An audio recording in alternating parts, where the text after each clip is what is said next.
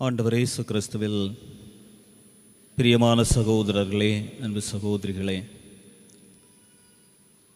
உலக மொழிகளில் அழகான சொல் அம்மா என்கிறார்கள். உலக மொழிகளில் அழகான சொல் அம்மா என்கிறார்கள். இந்த அம்மா என்ற வார்த்தைக்கு பின்தான் தியாகம் மறைந்திருக்கிறது. அம்மா என்ற வார்த்தைக்கு பின்தான் அன்பு புதைந்திருக்கிறது. அம்மா என்ற வார்த்தைக்கு பின்தான் பாசம் ஒளிர்ந்திருக்கிறது. அம்மா என்ற வார்த்தைக்கு பின்தான் கருணை நிறைந்திருக்கிறது. எனவே தான் சொன்னேன், உலக மொழிகளில் அழகான சொல் அம்மா என்று. அம்மாவை ஒரு நிமிடம் நினைத்து பார்க்கிற பொழுது கண்ணீர் வடிக்காத கண்கள் இருப்பதற்கு வாய்ப்பில்லை. அம்மாவை ஒரு நிமிடம் சிந்தித்து பார்க்கிற பொழுது வலிக்காத இதயம் இருக்க வாய்ப்பில்லை. அம்மாவை ஒரு கணம் எப்படிப்பட்டவர் என்று நினைத்து பார்க்கிற பொழுது அறியாமலே சிரிப்பும் புரியாமலே வார்த்தைகளும் இருப்பதை உணர முடியும். நான் என்னுடைய அம்மாவை நினைத்து பார்க்கிற பொழுது இரண்டு காரியங்கள் என்னுடைய நினைவுக்கு எப்பொழுதும் வந்து செல்வதுண்டு.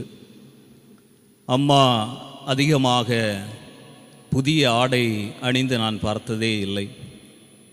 திருவிழா வருகிற பொழுது, குடும்பத்தில் விசேஷ நிகழ்வுகள் வருகிற பொழுது, பல்வேறு சந்தர்ப்பங்கள் சூழல்கள் வருகிற பொழுது எங்களுக்கெல்லாம் புதிய ஆடை எடுத்து கொடுத்து புதிய ஆடை தந்து அம்மா மட்டும் பழைய ஆடை கந்த ஆடை அணிந்து நாங்கள் முன்னே செல்ல பழைய ஆடை கந்த ஆடையை அணிந்து எங்களை பார்த்து சிரித்து கொண்டே வருவாள். எனவே அம்மா எப்பொழுதும் புதிய ஆடை அணிந்து நான் பார்த்ததே இல்லை. அம்மாவுக்கென 5-6 சேலைகள் உண்டு. அம்மாவுக்கென சில காரியங்கள் உண்டு. அம்மா புதிய ஆடை அணிந்து அதிகமாக நான் பார்த்ததே இல்லை. இரண்டாவதாக, அன்புமிக்கவர்களே, அம்மா அதிகமாக ஓய்வெடுத்ததை, உறங்கியதை நான் பார்த்ததே இல்லை. எப்பொழுதும் ஏதாவது செய்து கொண்டிருப்பாள். எப்பொழுதும் குடும்பத்தை நினைத்து ஏதாவது சிந்தித்து கொண்டே இருப்பாள். எப்பொழுதும் குடும்பத்தை நினைத்து எங்கேயாவது சென்று குடும்பத்தை வளர்க்க வேண்டும் என்று ஓடிக்கொண்டே இருப்பாள். எனவே அம்மா அதிகமாக உறங்கியதையோ அம்மா அதிகமாக ஓய்வெடுத்ததையோ இதுவரைக்கும் பார்த்ததில்லை. எனவே தான் தொடக்கத்தில் சொன்னேன், அம்மாவை நினைக்கிற பொழுது கலங்காத கண்கள் இல்லை. அம்மாவை நினைத்து பார்க்கிற பொழுது வலிக்காத இதயமும் இல்லை என்று சொன்னேன். தி இந்து தமிழ் நாளிதழிலே இந்த உலகத்தில் 2 நபர்கள் கண்ணுக்கு தெரியாமல் உழைத்து கொண்டிருக்கிறார்கள் என்று அந்த நாளிதழ் சொல்லுகிறது. கண்ணுக்கு தெரியாமல் 2 மனிதர்கள் உழைத்து கொண்டிருக்கிறார்களாம். முதல் நபர் எறும்பு என்று சொல்லுகிறார்கள். எறும்புக்கு மழை என்றும் வெயில் என்றும் தெரியாதாம். மழை என்றும் வெயில் என்று பார்க்காமல் உழைத்து கொண்டிருக்கக்கூடியது எறும்பு. எனவே அவர் கண்ணுக்கு தெரியாத உழைப்பாளியில் முதல் நபராக இருக்கிறார்.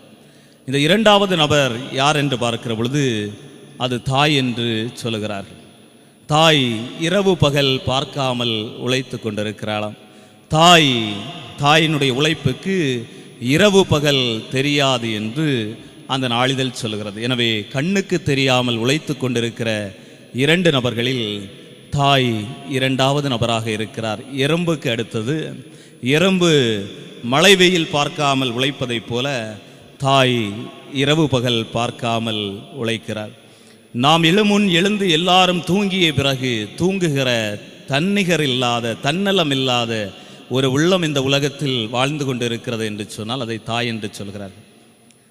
நான் பட்ட கஷ்டம் என்னுடைய பிள்ளையும் படக்கூடாது என்று தன்னுடைய வாழ்க்கையை முழுவதுமாக பிள்ளைகளுக்காக அர்ப்பணிக்கிற ஒரு தியாக உள்ளம் இந்த உலகத்தில் வாழ்ந்து கொண்டிருக்கிறது என்று சொன்னால் அது தாய் என்று சொல்கிறார்கள். நம்முடைய தாயை நீங்கள் நினைத்து பாருங்கள். முன்னொரு காலத்தில் இந்த கச்சாவலை எல்லாம் அந்த நொத்தோலி படுகிற பொழுது அந்த கடற்கரையில் வைத்து நொத்தோலி அடிப்பார்கள். நொத்தோலி அடிக்கிற பொழுது அந்த நொத்தோலியை நிறைய நேரத்தில் நிறைய நொத்தோலி படுகிற பொழுது அந்த ஆண்களோடு கடற்கரைக்கு சென்று நொத்தோலி அடித்து போட்ட நொத்தோலியை எடுத்து வந்து காய போட்டு அதை கருவாடாக்கி இரவு பகலாக பிள்ளைகளுக்கு எப்படியாவது ஒரு வருமானத்தை உருவாக்க வேண்டும் என்று நம்முடைய தாய் உழைத்த அந்த நேரத்தை நினைத்து பாருங்கள். குடிகார கணவன், விதவையாக்கப்பட்ட தாய்மார்கள் தலைச்சுமடு மீன் சுமந்து வந்து நம்மை வளர்க்க வேண்டும், நம்மை பாதுகாக்க வேண்டும், நம்முடைய பிள்ளைகளை மேன்மையான இடத்திற்கு அழைத்து செல்ல வேண்டும், கொண்டு வர வேண்டும் என்று தலையிலே அந்த மீன் சுமட்டை சுமந்து சென்ற தாய்மார்களுடைய தியாகங்களை நினைத்து பாருங்கள். நம்மை அறியாமலே ஒருவேளை நம்முடைய தாய் மீன் சுமந்த தாயாக இருந்தால் என்று சொன்னால், அல்லது மட்டு அந்த இறை கொருத்துகின்ற தாயாக இருந்தாய் என்று சொன்னால், அல்லது ஒரு கடையை நடத்தி பிள்ளையை வளர்த்தெடுத்த தாயாக இருந்தாய் என்று சொன்னால், நம்முடைய பிள்ளை கணவன்மார்களை இழந்து கஷ்டத்திலே வேதனையிலே அந்த குழந்தையை வளர்த்தெடுப்பதற்கு பல்வேறு நிலைகளிலே உதவி செய்த முன்னேற்றம் கண்ட தாயாக இருந்தாள் என்று சொன்னால், நம்மை அறியாமலே அன்புமிக்கவர்களை நான் சொன்னேனே, நான் பட்ட கஷ்டம் என்னுடைய பிள்ளை படக்கூடாது என்பதற்காக தன்னிகரம் இல்லாமல் நேரம் காலம் பார்க்காமல் உழைக்கின்ற அந்த தாய்மார்களுடைய தியாகங்களை சிந்திப்பதற்குத்தான் அன்புமிக்கவர்களே இன்றைய நாள் மைய சிந்தனையும் வாசகங்களும் நம்மை அழைக்கிறது. விவிலியத்தின் பக்கங்களை நீங்கள் புரட்டி பார்க்கிற பொழுது பல நல்ல தாய்மார்களும் இருந்திருக்கிறார்கள். அதே நேரத்தில் பல கெட்ட தாய்மார்களும் மோசமான தாய்மார்களும் விவிலிய பக்கங்கள் நமக்கு சுட்டி காட்டக்கூடிய தாய்மார்களாக இருக்கிறார்கள். நல்ல தாய் எதை வைத்து நல்ல தாய் என்று சொல்வது, எதை வைத்து நல்ல அம்மா என்று சொல்வது, என்ன பண்பு நலன்கள் என்ன குணநலன்கள் நல்ல தாய்க்கு இருக்க வேண்டும், எதை வைத்து நாம் கெட்ட தாய் என்று சொல்கிறோம், மோசமான தாய் என்று சொல்கிறோம் என்பதை பார்க்கிற பொழுது அன்புமிக்கவர்களே, விவிலியத்திலே 2 தாய்மார்களை உங்களுக்கு நான் எடுத்துக்காட்டாக சொல்ல முடியும். சாமுவேல் முதல் நூலிலே முதல் அதிகாரத்தில் அன்னா என்று சொல்லக்கூடிய ஒரு தாயை பற்றி சொல்லப்பட்டிருக்கிறது. இந்த அன்னா என்று சொல்லக்கூடிய தாய்க்கு தொடக்கத்திலே குழந்தை இல்லை. ஆலயத்திற்கு செல்கிறாள். ஆலயத்திலே அமர்ந்திருந்து கடவுளிடம் ஜெபிக்கிறாள், கடவுளே எனக்கு குழந்தை செல்வம் இல்லையே, என்னை பார்க்கிறவர்கள் அனைவரும் அவமானத்தோடு இவளை ஆண்டவர் தண்டித்து விட்டார், இவள் செய்த பாவத்தின் நிமித்தம் ஆண்டவர் இந்த குடும்பத்தை சபித்து விட்டார் என்று எல்லோரும் சொல்லுகிறார்களே, கடவுளே உம்முடைய பாதத்தில் நான் இருக்கிறேன், எனக்கு ஒரு குழந்தை செல்வத்தை தாரும் என்று அன்னா ஆலய வாசலிலே பீடத்திற்கு முன்பாக நின்று ஜெபிக்கிறார். ஆண்டவர் சாமுவேல் என்று சொல்லக்கூடிய ஒரு அழகான குழந்தையை அன்னா என்று சொல்லக்கூடிய தாய்க்கு கொடுக்கிறார். கடவுள் கொடுத்த அந்த செல்வத்தை, கடவுள் கொடுத்த அந்த குழந்தையை இந்த அன்னா எப்படி வளர்க்கிறாள், எப்படி அன்பு காட்டுகிறாள், எப்படி அரவணைக்கிறாள், எப்படி கடவுளுக்குரிய பிள்ளையாக அந்த பிள்ளையை வளர்த்தெடுக்கிறாள் என்று முதல் அதிகாரத்தில் தெளிவாக சொல்லப்பட்டிருக்கிறது. அன்னாவை போன்றவர்கள் சில தாய்மார்கள் அந்த குழந்தைகளை மோசமாக குழந்தையாக உருவாக்கி இருக்கக்கூடிய அந்த சூழலில் இந்த அன்னா என்ன செய்கிறாள் என்று சொன்னால், அந்த குழந்தையை ஆலயத்திற்கு எடுத்து செல்கிறாள். கடவுளுடைய பிள்ளையாக அந்த குழந்தையை காணிக்கையாக கொடுக்கிறாள். இறைவாக்கினராக உயரக்கூடிய குழந்தையாக அந்த குழந்தையை வளர்த்தெடுப்பதை சாமுவேல் முதல் நூலிலே முதல் அதிகாரம் நமக்கு தெளிவுபட சொல்கிறது. எனவே அன்னா என்று சொல்லக்கூடிய தாய் தன்னுடைய மகனை பாசத்திலும் அன்பிலும் நேசத்திலும் கருணையிலும் வளர்த்தெடுத்து கடவுளுக்குரிய பிள்ளையாக வளரச் செய்கிறார். எனவே அந்த அம்மாவை விவிலியம் நல்ல அம்மா, நல்ல தாய் என்று சொல்கிறது. ஆனால் நீங்கள் புதிய ஏற்பாட்டிற்கு வருகிற பொழுது மார்க்கு நற்செய்தி 6வது அதிகாரத்தில் ஒரு அம்மாவை பற்றி சொல்லப்பட்டிருக்கிறது. ஏரோதியா என்று சொல்லக்கூடிய அம்மா. இந்த ஏரோதியாவை பற்றி நீங்கள் கேள்விப்பட்டிருப்பீர்கள். ஏற்கனவே ஏரோது என்று சொல்லக்கூடிய அரசனோடு முறையற்ற முறையில் உறவை வைத்து கொண்டு வாழ்ந்து வந்தவள். எனவே உடலுக்கு ஆசைப்பட்டு ஒரு அரசனோடு தன்னுடைய கணவனுக்கு தெரியாமல் ஒரு அரசனோடு வாழ்ந்து கொண்டிருக்கிறார். அதை தட்டி கேட்பதற்காக திருமுழுக்கு யோவான் சொல்கிறார், நீர் வாழ்வது ஏரோதியா, நீ வாழ்ந்து கொண்டிருக்கிறாயே, ஏரோது அரசன் என்று சொல்லக்கூடிய ஒரு அரசனோடு வாழ்ந்து கொண்டிருக்கிறாயே, இது முறையற்ற செயல், நீ கடவுளுக்கும் உன்னுடைய கணவருக்கும் எதிராக துரோகம் செய்து கொண்டிருக்கிறாய் என்று சொன்ன பொழுது இந்த ஏரோதியாவுக்கு ஒரு கௌரவம் வருகிறது, ஒரு பழிவாங்கக்கூடிய எண்ணம் வருகிறது. ஒரு முறையற்ற செயலை, ஒரு கஷ்டத்தை, ஒரு மோசமான செயலை தட்டி கேட்கிற பொழுது சிலர் பழிவாங்க நினைப்பதைப் போல ஏரோதியா ஒரு வாய்ப்புக்காக தேடிக்கொண்டிருக்கிறாள், எப்பொழுது ஒரு வாய்ப்பு வரும் என்று. எப்பொழுது ஒரு சூழல் வரும் என்று. அப்பொழுது அரண்மனையிலே ஒரு விழா வருகிறது. அப்பொழுது ஏரோதியா தன்னுடைய மகளை சலோமியை அழைக்கிறார். சலோமிக்கு நல்லது கெட்டது தெரியாது, சின்ன பிள்ளை, பாசமான பிள்ளை, சூழ்ச்சி என்னவென்றே தெரியாத ஒரு பிள்ளை, இதுவரைக்கும் வாழ்க்கையிலே பொய் சொல்லாத பிள்ளை, இதுவரைக்கும் வாழ்க்கையிலே யாருக்கும் எந்த தீங்கும் செய்யாத பிள்ளை, கடவுளே எல்லாம் என வாழ்ந்து வந்த அந்த பிள்ளையை ஏரோதியா பக்கத்தில் அழைத்து காதில் ஊதுகிறாள். என்ன நல்ல செய்தி அல்லவா பிள்ளைக்கு சொல்ல வேண்டும், பாசமான காரியத்தை அல்லவா எடுத்து சொல்ல வேண்டும், குழந்தை நல்ல குழந்தையாக வளர்வதற்கு காரியங்களை எடுத்து சொல்ல வேண்டும் அல்லவா. ஆனால் இந்த ஏரோதியா தன்னுடைய சுயநலத்திற்காக, தன்னுடைய கௌரவத்திற்காக, தன்னுடைய பொறாமையினுடைய பழி வாங்கக்கூடிய எண்ணத்திற்காக சலோமியினுடைய காதில் ஊதுகிறாள். நீ சென்று திருமுழுக்கு யோவானுடைய தலையை கேள் என்று சொல்லி ஒரு நீதிமானுடைய தலையை கேட்டாள். அந்த குழந்தைக்கு வஞ்சகத்தை, அந்த குழந்தைக்கு கௌரவத்தை, அந்த குழந்தைக்கு பழி வாங்கக்கூடிய தன்மையை, அந்த குழந்தைக்கு பொறாமையை, அந்த குழந்தைக்கு போட்டி மனப்பான்மையை ஊட்டி வளர்த்தவள் இந்த ஏரோதியா. எனவே தான் சொன்னேன், அவள் கெட்ட அம்மாவாக மாறிப்போனாள். விவிலியம் நல்ல அம்மாக்களை நிறைய பேரை சொல்கிறது, கெட்ட அம்மாக்களையும் நிறைய பேரை சொல்கிறது. இந்த கெட்ட அம்மாக்கள் இன்று நாம் வாழ்ந்து கொண்டிருக்கக்கூடிய இந்த நவீன உலகத்தில் மோசமான தாய்மார்கள் இன்று அதிகரித்து விட்டார்கள் என்பது நாம் நடைமுறையில் பார்க்கக்கூடிய உண்மையாக இருக்கிறது. பணம் சேர்ப்பதிலே நேரம் செலவிடும் அப்பாமார்கள் எத்தனை, பணம் பணம் செல்வம் புகழ் பதவி என்று ஓடிக்கொண்டிருக்கக்கூடிய அப்பாக்கள் இன்று அதிகரித்து விட்டார்கள்.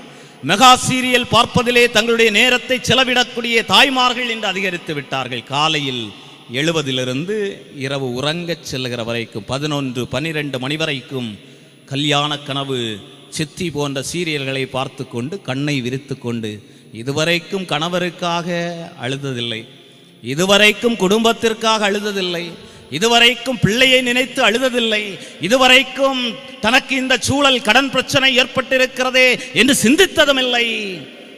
ஆனால் மெகா சீரியலிலே அங்கே வருகிற அவனுக்கு 2 மனைவிகள், அதில் ஒன்றை ஏமாற்றி விட்டானே என்று இங்கே இருந்து சுந்தரவள்ளி என்றாள். கணவர் வந்து என்னம்மாயா அழுதுட்டு இருக்கு, சம்பவம் தெரியுமா, ஒருத்தனை 2 பேரை கணவன் காதலிச்சிட்டு இருந்தான், ஒருத்தியை ஏமாத்துறான், ஏமாத்துறது அவ்வளவுதானே, உனக்கு என்ன கண்ணீர்.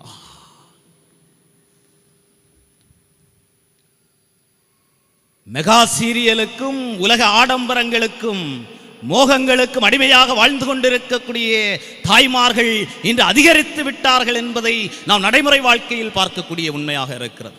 கடந்த ஆண்டிலே ஜெர்மனி நாட்டில் குழந்தைகள் ஒரு போராட்டத்தை நடத்தினார்கள். 10 வயதிற்கு உட்பட்ட குழந்தைகள் பதாகைகளை ஏங்கிக் கொண்டு எங்களுடைய தாய்மார்களை கண்டுபிடித்து தாருங்கள் என்பதுதான் அந்த போராட்டத்தினுடைய. அந்த காவல்துறை சென்று அந்த பிள்ளைகளை சந்தித்து கேட்ட பொழுது அந்த குழந்தைகள் சொன்னார்கள், எங்க அம்மா எங்களோடு 1 மணி நேரம் ஒரு நாளைக்கு செலவிட முடியாமல், எங்க அம்மா அவளுடைய அந்த தாய்மார்களுடைய காரியத்தை, உலக காரியங்களையே, மொபைலையே, டிவியையே பார்த்து கொண்டிருக்கிறார்கள், எங்களை எங்க அம்மா தொட்டு தூக்கியதே கிடையாது என்று சொல்லி ஜெர்மனி நாட்டிலே 10 வயதிற்கு உட்பட்ட குழந்தைகள் ஒரு போராட்டத்தை நடத்தினார்கள். எங்க அம்மா என் கிட்டையே வந்ததில்லை, எங்கள் அம்மா என்னை தொட்டு தூக்கியதே இல்லை. முதல்ல நினச்சி பாருங்கள், நம்முடைய பெற்றோர்கள், நம்முடைய தாய்மார்கள் மார்பிலே சுமந்து நம்மை கடைக்கு போகிற பொழுது அழைத்து செல்வார்கள். இன்று ஒரு வண்டியை போல ஒன்று வைத்திருக்கார்கள், அதில் அந்த குழந்தையை தூக்கு போடுறாங்க, அப்படி ஒரு கயிறு போட்டு ஒரு இழு, ஒரு சின்ன வண்டி இருக்குல்லம்மா, அது அந்த குழந்தை அழுதான்னு சொன்னான்னா இது போல ஒரு வாயை சொருவக்கூடிய, என்னம்மா அது என்ன பேர், சுருளியா, பெப்பர், ஏதோ ஒன்று. அந்த குழந்தை அழுதான்னு சொல்லி அந்த குழந்தையை பார்க்கும்போது விண்வெளிக்கு செல்லுவோம். மார்பிலே சுமந்தாய், இன்று வண்டியிலே சுமக்கிறாய். அழுகிற பொழுது பாசம் பாசம் பாசம் என்று தட்டி கொடுத்தாய், என்று அழக்கூடாது என்பதற்காக வாயிலே ஒரு குழாயை சொருவுகிறாய். மோண்டு விட்டது என்று சொன்னால் பிரச்சனை ஆகிவிடும் என்று இவ்வளோ பெரிய ஒரு பேடை வைத்திருக்கிறாய், குழந்தையோட பெருசாக இருக்கு வைத்திரு. அதையும் நம்ம பார்க்கிற பொழுது நமக்கு கவலையாக இருக்கிறது. அப்போ இப்படிப்பட்ட ஒரு சூழல் உருவாகி கொண்டிருக்கக்கூடிய அந்த சூழலில் அன்புமிக்கவர்களே, இன்று அன்னை மரியாளை ஆண்டவர் நமக்கு எடுத்துக்காட்டாக தருகிறார். இந்த உலகத்தில் வாழ்ந்த தாய்மார்களில் முதன்மையான, உண்மையான, நீதியான, நேர்மையான, பாசமான, கருணையான தாய் இந்த உலகத்திலே ஒரு தாய் வாழ்ந்து விட்டு சென்றிருக்கிறாள் என்று சொன்னால் அது அன்னை மரியாள் என்று சொல்லக்கூடிய தாய் என்பதை நமக்கு எடுத்துக்காட்டாக, நமக்கு முன்மாதிரியாக நாம் பின்பற்ற வேண்டிய ஒரு தாயாக அன்னை மரியாவை ஆண்டவர் இன்றைய நாளில் நமக்கு தருகிறார். இந்த அன்னை மரியாவை ஏன் முன்மாதிரியான தாய் என்று சொல்கிறேன் என்று சொன்னால், இந்த அன்னை மரியாவை ஏன் பாசமான தாய் என்று சொல்கிறேன் என்று சொன்னால், இந்த அன்னை மரியாவை ஏன் கருணை உள்ள தாய் என்று சொல்கிறேன் என்று சொன்னால், இந்த அன்னை மரியாவை ஏன் எல்லோருக்கும் பாசமான, நேசமான தாய் என்று சொல்கிறேன் என்று சொன்னால், அன்புமிக்கவர்களே, இந்த அன்னை மரியாவிடம் இருந்த தாய்க்குரிய சில பண்புகளை நாம் கற்றுக்கொள்ள வேண்டும். முதலாவதாக அன்புமிக்கவர்களே, இந்த அன்னை மரியாள் ஒரு பொறுப்புள்ள தாயாக, இல்லத்தரசியாக இருந்திருக்கிறார். எப்படி என்று சொன்னால், நாசரேத்திலே வாழ்ந்த ஒரு எளிமையான குடும்பம் இந்த அன்னை மரியாளுடைய குடும்பம். தச்சு தொழில் செய்து வந்த குடும்பம். சொல்வதற்கு வசதிகள் என்று எதுவும் இல்லை, உதவிக்கு என்று யாருமே இல்லை.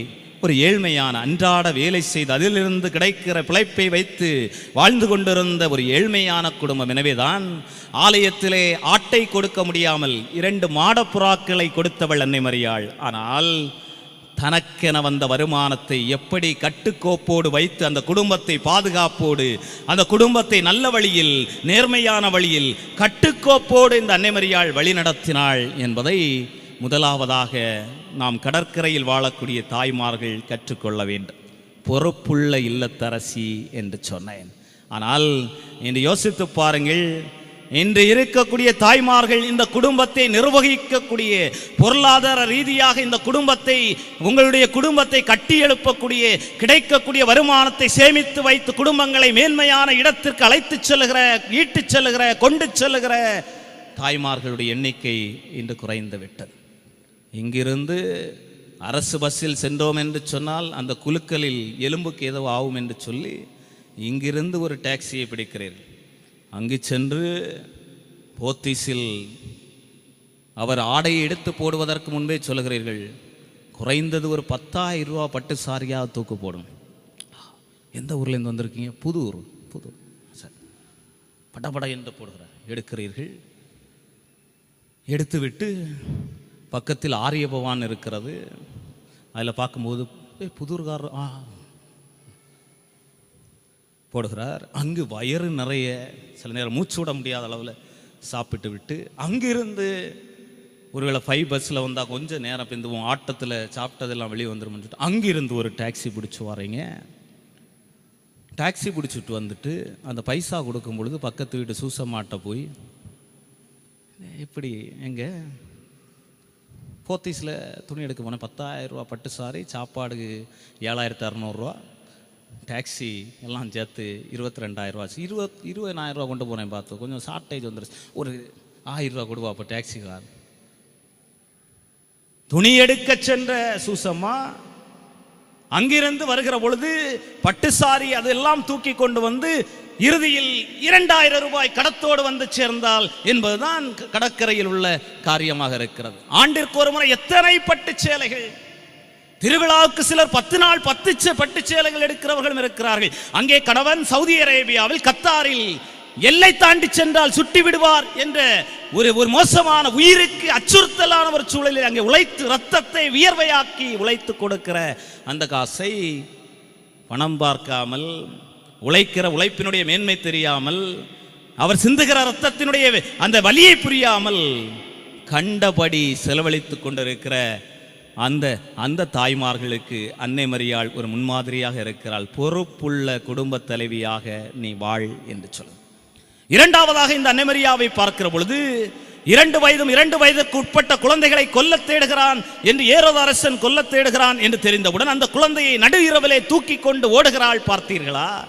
அந்த தாயினுடைய அந்த குழந்தை மீது, அந்த குழந்தைக்கு எதுவும் ஏற்பட்டு விடக்கூடாது என்று அந்த அன்னை நினைக்கிற அந்த பாதுகாப்பின் நிமித்தம் அந்த அன்னை உணர்கிற அந்த உணர்வு இருக்கிறது அல்லவா?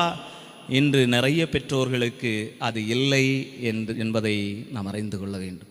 குழந்தைக்கு எதுவும் ஆகிவிடக்கூடாது, குழந்தைக்கு எதுவும் நேர்ந்து விடக்கூடாது, குழந்தையை பாசத்தோடு கவனித்துக் கொள்ள வேண்டும். குழந்தையை சுற்றி அச்சுறுத்தக்கூடிய காரியங்களை களைய வேண்டும். என்னுடைய குழந்தையை நான் என்னுடைய கண்ணின் கருவெளியில் வைத்து பாதுகாக்க வேண்டும் என்ற எண்ணம் இன்று பெற்றோர்களாகிய அதிலும் குறிப்பாக தாய்மார்களுக்கு அதிகமாக இல்லை என்பது உண்மையாக இருக்கிறது.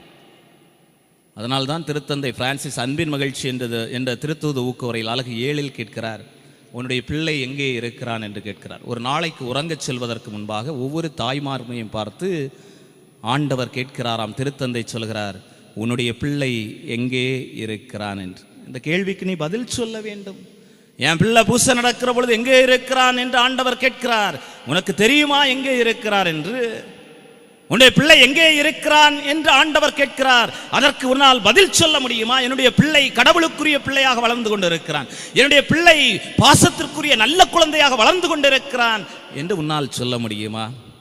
அதனால அன்னை மரியாள் சொல்லியிருக்க, என்னுடைய பிள்ளை நல்ல பிள்ளையாகத்தான் இருக்க. ஏன்னா தான் எருசலேம் தேவாலயத்தில் காணாமல் போன பொழுது அன்னை மரியாள் எப்படி தேடி சென்று அந்த குழந்தையை கண்டுபிடித்து கொண்டு வருகிறாள் என்பதை பார்த்து கொள்ளுங்கள். குழந்தை என் கண்ணுக்குள்ள இருக்க வேண்டும் என்று. திருவிழாவுக்கு போகும்போது மட்டும் குழந்தைய கரத்தை எப்படி பிடிக்கிறீங்க? ஆமா இல்லையா? எதுக்கு பிடிச்சிருங்க? களைஞ்சு போயிடக்கூடாதப்பா பிடிக்கிறீங்களா? திருவிழா கடையில் குழந்தையை தவறவிட்ட தாய்க்கு தெரியும் வேதனை. திருவிழா கடையிலே காணாமல் போன குழந்தையை தேடி அலைகிற குழந்தை எங்க போச்சுன்னு அங்கும் இங்குமாக ஓடி கதறி அழுது கொண்டு ஓடுகிற அந்த தாய்க்கு தெரியும் வேதனை.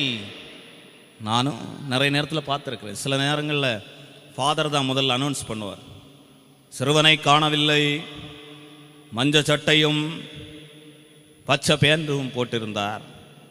ஆனால் எல்லாரும் சுத்து வசக்குறவா நம்ம மஞ்ச சட்டையும் பச்சை பேண்டு போட்டிருந்தோம், நம்மளை தூக்கிட்டு போகிறோம், என்ன ஒரு முறை தூக்கிட்டு போயிட்டான். என்ன வாங்க ஃபாதர். அப்போ திருவிழா கடையில் திருவிழாவுக்கு போகும்போது அவனை எவ்வளோ இறுக்கமாக பிடிச்சிருக்க பார்த்தியா? எவ்வளோ இறுக்கமாக பிடிச்சிருக்க. ஆனால் வாழ்க்கையில் நீ அவனை இறுக்கமாக பிடிப்பதில்லையே. குடிப்பழக்கத்திற்காக செல்லுகிற பொழுது இறுக்கமாக பிடிப்பதில்லையே. போதை பழக்கத்துக்கு அடிமையாக போகிறான் என்று தெரிந்தும் அவனை இறுக்கமாக பிடிப்பதில்லையே. அந்த குழந்தை என்னுடைய கையை விட்டு தவறி செல்கிறது என்று தெரிந்தும் இறுக்கமாக நீ பிடிப்பதில்லையே. அந்த இறுக்கமான பிடியை நீ பிடிக்க வேண்டும் என்று ஆண்டவர் இன்றைய நாள் சொல்லுகிறார். எனவே இந்த பாசம், இந்த கருணை, இந்த குழந்தை மீது நீ வைத்திருக்கிற அக்கறை, இந்த அன்னை மரியாள் அந்த குழந்தை மீது வைத்திருந்த அந்த பாசம், அன்னை மரியாள் ஆண்டவர் இயேசு கிறிஸ்துவினுடைய வாழ்க்கை முழுவதும் அவரோடு உடன் பயணித்து இன்ப துன்ப நிகழ்வுகளில் குழந்தையை கட்டி அரவணைத்து பாசத்தோடு வழி நடத்தியது போல நீயும் அன்னையை போல அந்த குழந்தையை அரவணைத்து பாசம் காட்டி தவறச் செய்கிற பொழுது அந்த குழந்தையை தட்டி திருத்தி நீ வளர்ப்பதற்கு ஆண்டவர் இன்றைய நாளில் உம்மை அழைக்கிறார். சில நேரங்களில் பெற்றோர்கள் நினைக்கிறார்கள், பாசம் என்று சொல்வது, அன்பு என்று சொல்வது கேட்பதையெல்லாம் வாங்கி கொடுப்பது, குழந்தையுடைய விருப்பத்தை போலே விட்டு விடுவது, குழந்தை நினைப்பதை போலே இருப்பது, எல்லாம் பார்த்து பார்த்து செய்கிறேன் ஃபாதர். சைக்கிள் வாங்கி கேட்டான் வாங்கி கொடுத்தேன், KTM பைக் வாங்கி கேட்டான் வாங்கி கொடுத்தேன், புல்லட் வாங்கி கேட்டான் வாங்கி கொடுத்தேன், ஹெலிகாப்டர் வாங்கி கேட்டான் வாங்கி கொடுத்தேன், பிளைன் வாங்கி கேட்டான், இறங்க புதூரில் இடமில்லை என்று சொன்னேன், பிளைனை தவிர வேறு எல்லாம் வாங்கி கொடுத்து விட்டேன். ஏன்னா என் பிள்ளை மேலே நான் பாசம் வைத்திருக்கிறேன், அன்பு வைத்திருக்கிறேன் என்று சில பெற்றோர்கள் சொல்லிக் கொள்கிறார்கள்.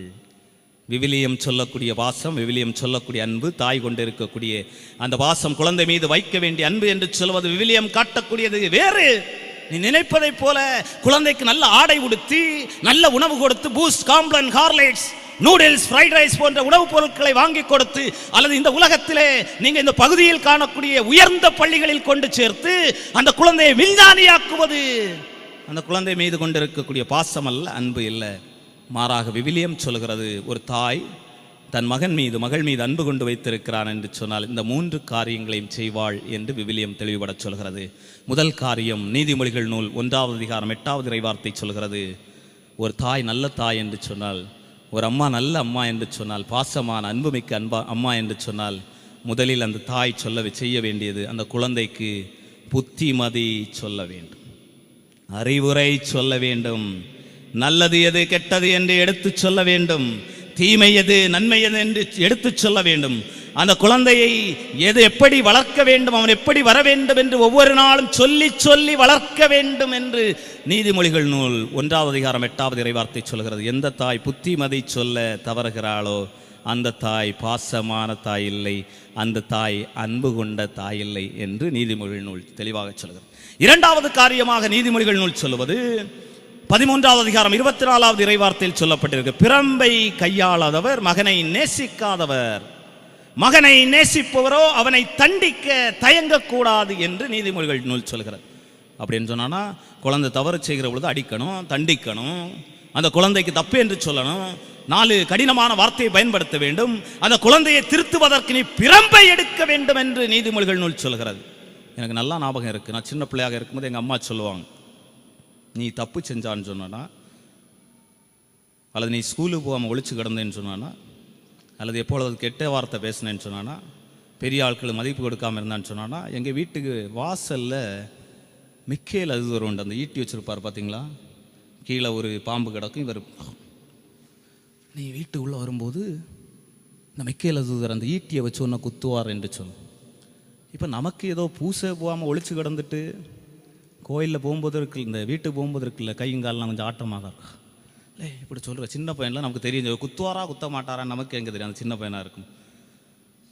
அப்போ அங்கே இருந்து வீட்டு வாசலில் தான் இவர் இருப்பார், மிக்கேல் அது வீட்டு வச்சு. நான் என்ன செய்வேன்னு சொன்னால், அந்த வாசலில் யாருன்னு இப்படி பார்ப்பேன், பார்த்துட்டு ஒரு ஓட்டம் ஓடுவேன். பார்த்தீங்களா, அந்த வாசல் இவரை பார்த்தா நான் ஈட்டியால் குத்துருவான்னு சொல்லிட்டு அங்கிருந்து ஓடக்கூடிய ஓட்டம், கிச்சனில் எப்படியாவது உயிரை கொண்டு பிழைச்சிடணுப்பா, தப்பு ஓடுறேன்னு சொல்லிட்டு ஒரே ஓட்டம். விழுந்தான்னு சொன்னா மண்டை ஓடலாம் செதறோட அப்படி ஒரு ஓட. அம்மா சொன்னாங்க குத்துவார்னு சொன்னாங்க, எனக்கு அந்த பயத்திலே வளர்ந்தேன். அம்மா சொன்னாங்க அந்த மிக்கேல் ஒரு சாதாரண ஆளில் ஈட்டி வச்சிருப்பார், நீ போய் சொன்னா வாயில குத்துவார் என்று சொன்ன, அந்த பயத்திலே வளர்ந்தேன், அந்த கண்டிப்பிலே வளர்ந்தேன், அந்த இதிலே வளர்ந்தேன். உப்பை போட்டு கோவிலுக்கு செல்லவில்லை என்று சொன்னால் உப்பில் நிற்க வைத்த தாய்மார்களுக்கு தெரியும் பிள்ளை இன்று எந்த பாசத்தோடு எப்படி வளர்ந்திருக்கிறது என்று.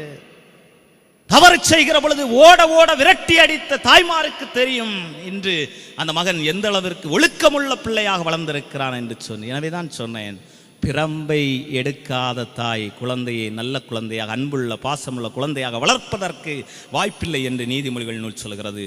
இறுதியாக அன்புமிக்கவர்களே, அதே நீதிமொழிகள் நூல் 31வது அதிகாரம் 28வது இறைவார்த்தை சொல்கிறது, நீ பாசமுள்ள தாயா, அன்புள்ள தாயா, ஒன்றே ஒன்று நீ செய்ய வேண்டும், உன்னுடைய சோம்பேறித்தனத்தையும் உன்னுடைய சுயநலத்தையும் அலைபேசியில் 28 மணி நேரம் 24 மணி நேரத்தில் 20 மணி நேரம் சோப்பு டப்பாவை போல போட்டு தள்ளி கொண்டிருக்கிறாய், 12 மணி நேரம் கண்ணை விரித்து வைத்துவிட்டு சீரியல் பார்க்கிறாய், 7 மணி நேரம் அந்த தெருவில் உள்ளவங்களெல்லாம் கூட்டு வச்சு வந்த கதை, இந்த கதை, ஆனக்கதை, பூனைக்கதை, சாமியார் கதை, சிஸ்டர் கதை, அதையும் தாண்டி நொத்தொலிப்பட்ட கதை, இதெல்லாம் பேசிக்கொண்டு அங்குமிங்குமாக அலைந்து கொண்டு இருக்கிறாய்.